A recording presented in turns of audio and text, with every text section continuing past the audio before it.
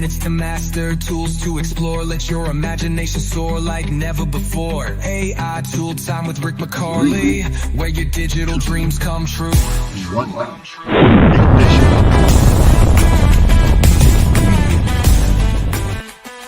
All right, so here we are. So this is Google NotebookLM, and if you didn't see the previous video, you basically add your sources here. So this is my play. This is my Year Without Summer about Frankenstein and Dracula. Talked about it before. You can come in here and add sources. So you can upload any of these file formats. You can go right to your Google Drive and pull stuff right off of that. And if you're paying that $10 a month or $20 a month, you can get 300 sources. You can also take a YouTube video and it transcribes the entire YouTube video and pops it right in there, every single word. Then websites, Google Drive, copy text. Holy cow. Then if you're doing something really deep, you come over here and you say, search for deep research.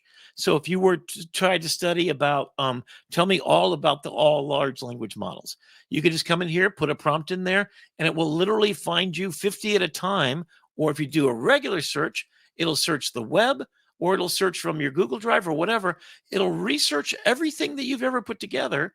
And then here in the middle, you've got your chat. This is Google Gemini, right? And you've got a citation of where it came from. So here is the overall interpretation of Year Without Summer, musical, existential, Hamilton-esque work intended to challenge modern society by showing the monsters born from a climate catastrophe 2 centuries ago are now metaphors for self-created crisis of our present. And there's the line that comes from the paper that I wrote. This is my 99 summer catalog PDF talking about it. Ask any questions you want. It'll offer some questions down here. How did climate change impact this horror movie? It starts to answer that. Okay, then you've got your audio overviews. I hope you're familiar with that. Video overviews. You've got your mind maps, which looks like this. And there's where you can go in, click on this. So there's the place, the challenge, the circle of people. So here's Percy Shelley, Mary Shelley, then Godwin, Lord Byron, who was the leader of this entire thing. There's John Pomodori. And if I go right here, it'll enter into the way that it starts to ask questions about that information. Boom. Now it's scanning that through all my sources, my grounded truth. That's crazy, right? And there's 54 sources. So now it's answering that. So let me go back. So the studio is audio overviews, video overviews, mind maps, reports, flashcards, quizzes. The reports also give you the ability to pick if you want to do a blog post, a study guide, a briefing document. And then it shows up suggestions it has. You can literally click on any of these, a thematic report, comparative analysis, character profile. Ooh, I want to do that. And then it's going to go make that for you right here. All right, the 2 new things, this one, infographic. I click on that, and right now you can get a very detailed infographic. You tell it what style and what you want to know. That's how I created all the stuff you just saw a minute ago. Holy cow. I'm out of credits or else I'd do it right now. Second thing, a slide deck. I'm going to show you what these are. So you basically print a detailed slide deck or clean visual slides with key talking points while you speak. That's a presenter. Of course, I want the detailed because then you come down here and say, I want to use Nana Banana. I want to have it be comprehensive illustrations, infographic illustrations of the concepts, key concepts, and ideas across the 20 pages. All right, so that's kind of cool. So what's also cool about it, let's say that you used a prompt to get you a really good audio overview. So here's what I use. This should be a pitch deck for Lin-Miranda talking about the next Hamilton, Hamilton being the birthplace of our country, the Year Without Summer being the next play, blah, blah, blah. So here's what I actually copied and pasted in there. I just said what I wanted to know. When I did that, it created this audio video overview using Nana Banana. I'm going to show you in a second. But what I could also do is come up here and say, I could take that information. So I could view that custom prompt, copy, close it, come up here. Let me see if I have anything I can put in here and paste. Wow. Do I have credits? Ooh, we got my credits back. Okay. But I'm going to show you what it did. So first of all, it did the audio overview. Okay. What's cool about this?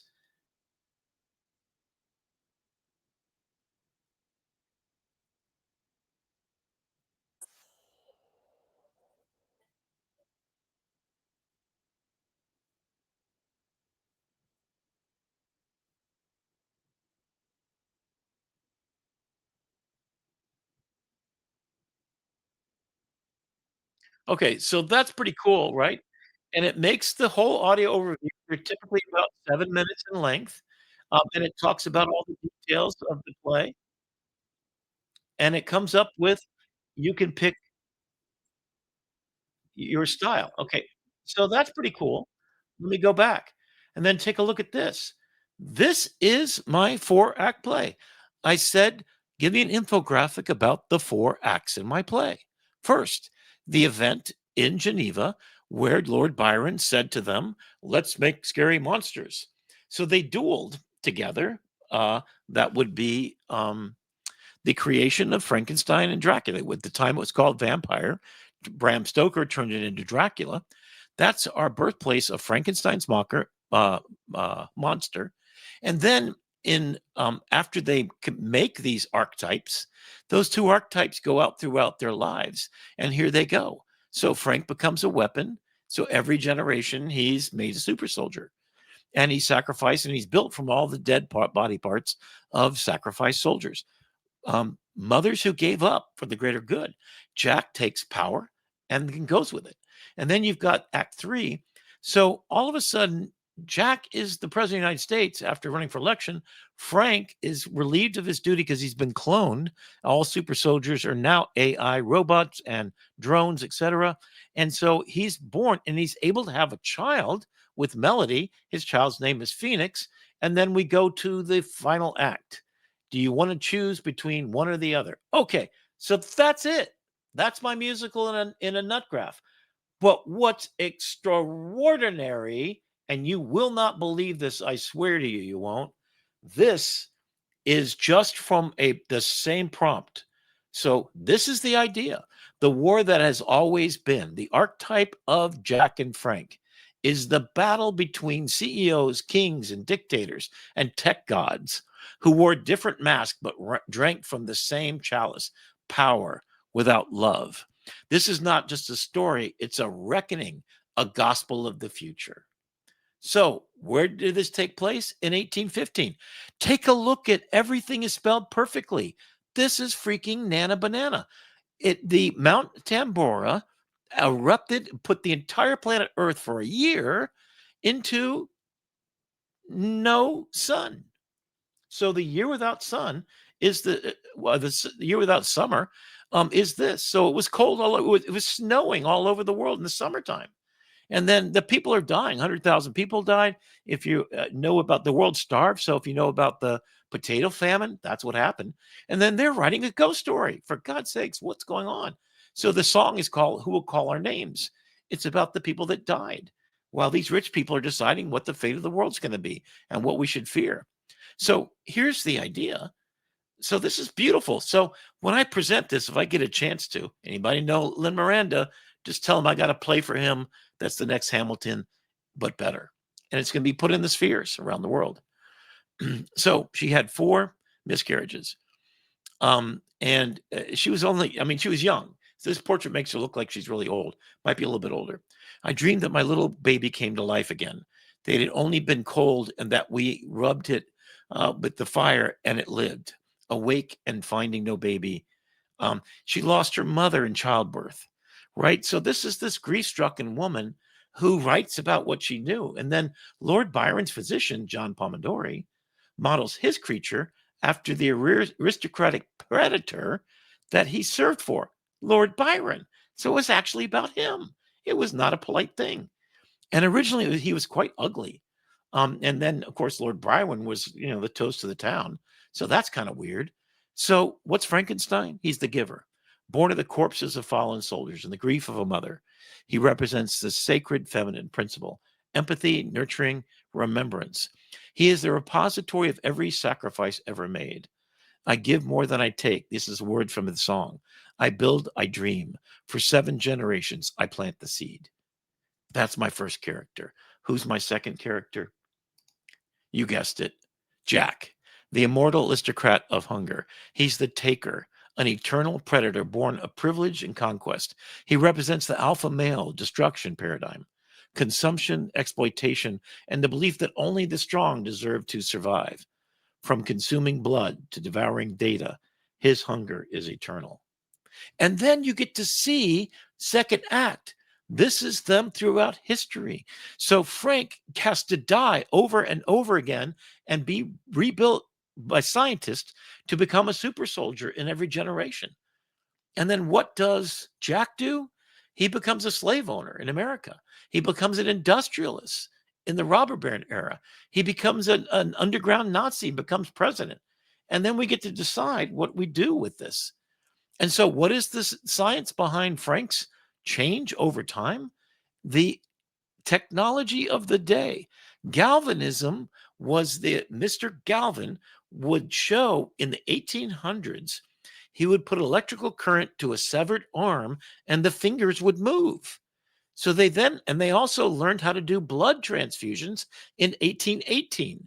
So this is my research that I did, and I never really put everything together until I saw this graphic, and I'm like, holy cow, this is crazy. So in 1996, the mammalian cloning basically allowed him to get his wife when he died. His heart remembered Melanie. She was then sped up in time to be his wife, and they had a child. So they re-engineered all of his body parts. And then he gets a neural implant in 2025. Elon Musk, thank you very much for doing that. That's for real. And now he's going to become the machine of loving grace. Or you can pick the other one. So his whole idea, science perfected his body, a fight to reclaim his soul. He's a super soldier. And then there's Jack, masters of every form, makes the stock market. And then there's a glimmer of paradise. And then the song, Good Night, My Phoenix, is sung. And then the battle is announced. And then what you have to do is think about, we're no longer discussing fiction. We're assembling a complex intelligence from desperate parts. The question is not if it will awaken, but what it will be. The emotional intelligence, the reality check, the machine of loving grace. Don't you want that? That takes care of you? He says goodnight to Phoenix because he has to go off and serve humanity. Or do you want Jack, a tech mogul and presidential candidate, offers the other choice?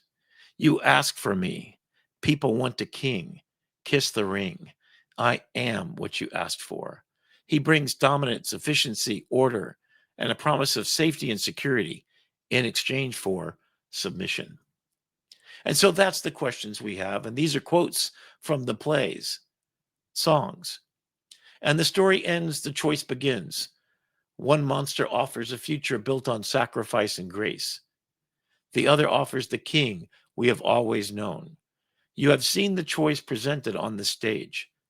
Now help us put it on the world's stage.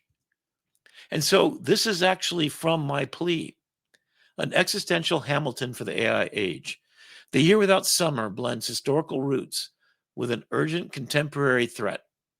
Like Hamilton, it reuses a revolutionary musical language to re-examine our origins and confront our future.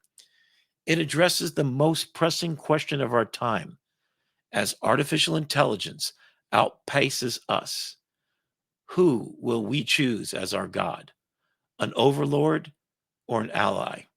The Year Without Summer. That's the final question.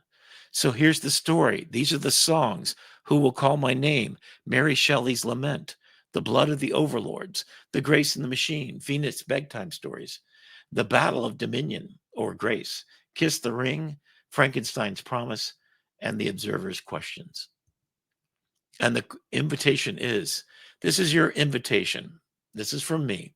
I am the author. I wrote this from my bedroom using AI, observing Mary and Pomodori's original intent to grapple with the scientific and moral questions of our age.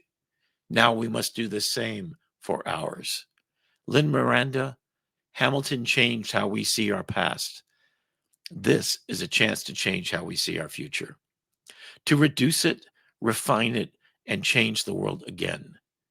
To our future partners, join us, fund this thing, produce it. Let's make this choice resonate globally.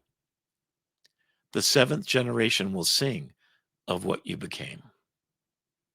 Whew. Okay, that's me. That's me. That's significantly 10,000 hours of thinking and writing and going over. You could just see this is just some of the documents that, and some of the historical references that I did by searching for those references. So it's me searching for this. And then it's just an elegant way that it put these ideas. So I redid it. And so take a look. It just made this version of it.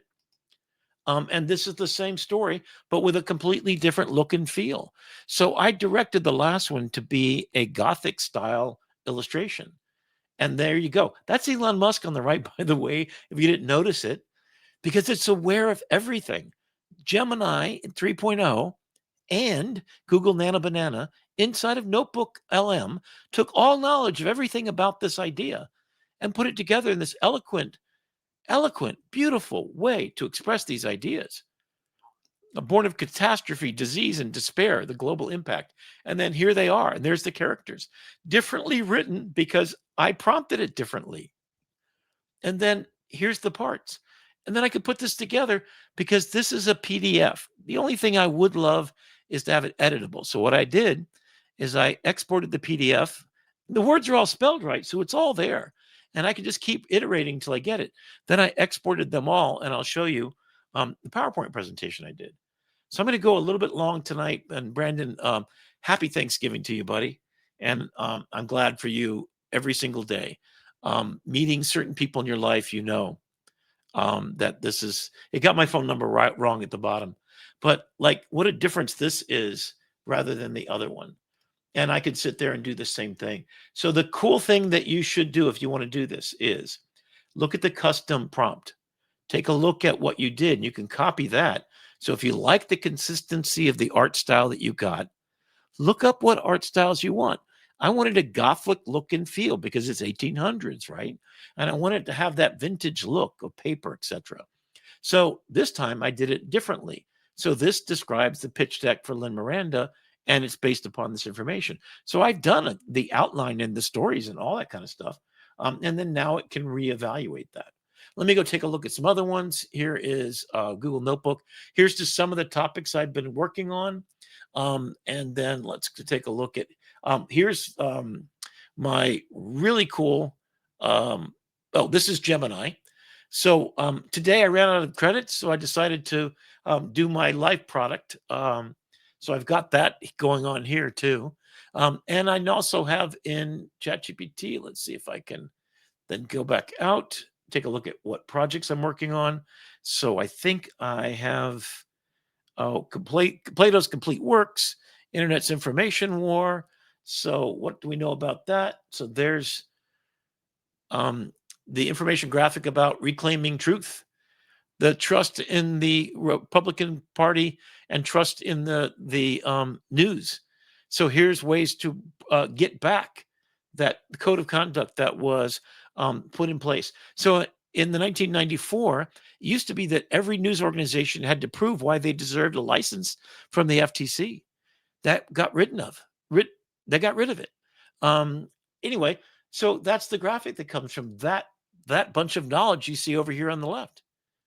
And then here's the questions. And then you have also here, there is the conversation, a war in reality. And this is just a beautiful 20-point slideshow about fake news and the loss of confidence in our institutions. And who has the confidence? This is data. This is the real thing. This is a thesis level production and art speak. Look at the beautiful illustrations.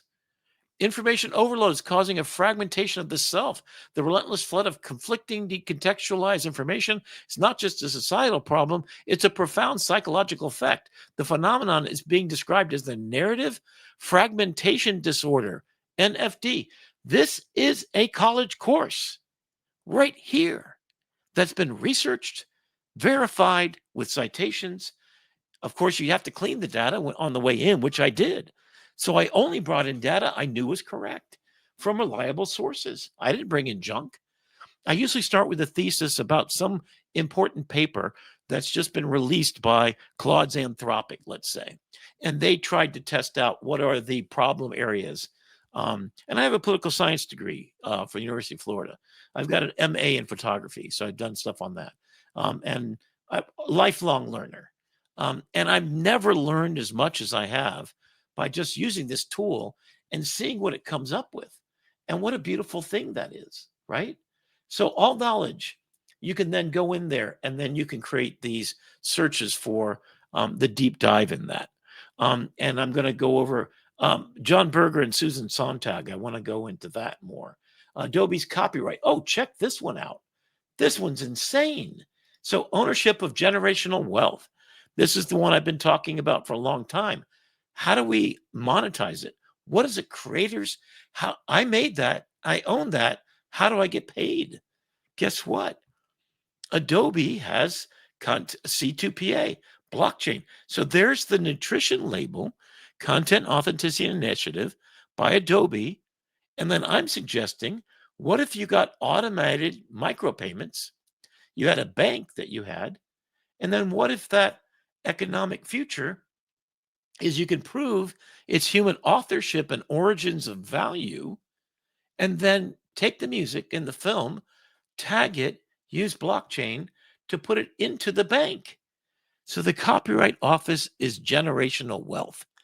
Your music, like Taylor Swift's music, is generationally funding 7 years after her death. Her artwork will be given to her grandchildren if she has them, and great grandchildren. 70 years after her death, they will enjoy the economic windfall of her intellectual property. That's not true of everybody else, but it can be today. Direct to market distribution, even for the cheap spell. So everything can be fingerprinted using this original blockchain idea. And then let's make that our economy. So that's just the start thing. Then I went over here, and this is what it created. Holy cow. From corporate slavery to creative sovereignty. There is Prince with the word slave, which he actually did. I can't believe it actually made a picture of. I forever on Nana Banana, the first version, tried to get it to do a good, reasonable rendition of Prince with the word slave on it. I just put my content in. It didn't even ask a question. It just did it. And there's Napster moment where all of the friction of getting music to the public disappeared overnight. And what did the artists from music do about it? So this is, as a visual learner, the richest way you could possibly tackle extraordinary ideas. I've done 150 of these deep dives already. And I'm going to every day for the rest of my life just keep making more. And if you want these, I'm going to put them on a website and allow you as a professor about any subject to take this along with outlines, tests, grades, and then go up there and just get knowledge your own that I've designed for you. I'm creating a library like Alexandra could only dream of true, certified. And I'll ask every educator to use AI in this way to get knowledge in the hands of visual learners, audio learners, and people that need to be helped in understanding through metaphor, through Socratic methods of debate. Let's Hey, Rick. change how we educate the future. Hey, Are you Rick. getting going? Yeah. I'm loving this. This is great. But I think those dinosaurs have a better chance of surviving this tool time than your voice. So it might be time to land that plane and Okay. hydrate, my friend. Okay.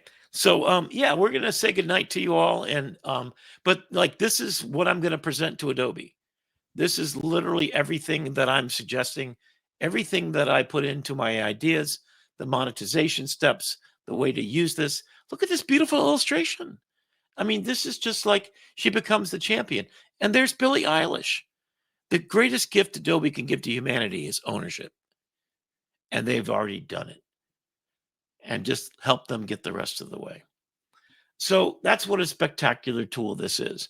This is knowledge. This is your access to all knowledge from all humanity. And I thank you for your time. And happy Thanksgiving to you all and to the world.